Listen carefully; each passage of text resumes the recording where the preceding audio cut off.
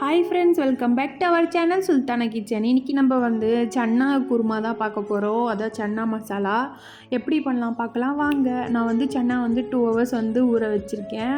இப்போ நான் குக்கருக்கு சேஞ்ச் பண்ணிக்கிறேன். வாஷ் பண்ணிவிட்டு குக்கரில் போட்டுட்டு பொட்டேட்டோ 2 எடுத்து வச்சுட்டேன். சரி, கட் பண்ணி வாஷ் பண்ணி குக்கரில் ஆட் பண்ணி ஒரு 2-3 விசில் விட்டுட்டு கொஞ்சம் நேரம் விசில் ஆகட்டும். அப்போ வரைக்கும் நம்ம வெங்காயம் தக்காளியும் கட் பண்ணிட்டேன். 2 வெங்காயம், 3 தக்காளி, 3 பத்த தேங்காய், அப்புறமா பொட்டேட்டோ வேக வச்ச பொட்டேட்டோவும் சன்னாவும் வேக வச்சது எடுத்து வச்சுட்டேன். பவுலுக்கு மாற்றிட்டு இப்போ குக்கரில் நான் ஆயில் ஆட் பண்ணிக்கிறேன். ஆயில் பண்ணி சூடாயிட்ட பிறகு பட்டை, கிராம்பு, ஏலக்காய் இதெல்லாம் போட்டுட்டு வெங்காயமும் ஆட் பண்ணிக்கலாம். ஆட் பண்ணிவிட்டு நல்லா வதக்க விட்டுடலாம். அது ப்ரௌன் ஆகிற வரைக்கும் நல்லா வதங்கணும்.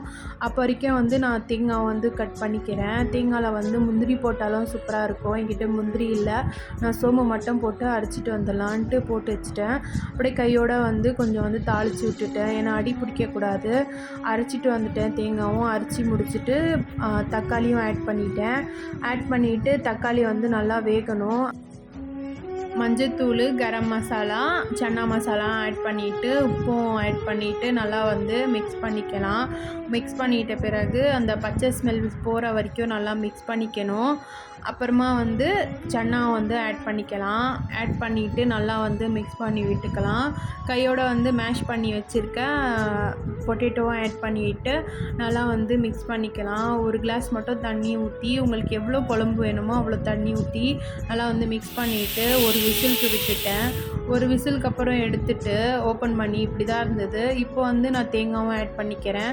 தேங்காய் நம்ம பச்சையாக ஆட் பண்ணுறோம். நல்லா கொதிக்கணும். நல்லா மிக்ஸ் பண்ணிவிட்டு கொஞ்சமாக ஆயிலும் போட்டுட்டேன். மேலே போட்டுட்டு கொத்தமல்லியும் எடுத்து டெக்கரேட் பண்ணிட்டேன். நல்லா இருந்தது பார்க்க.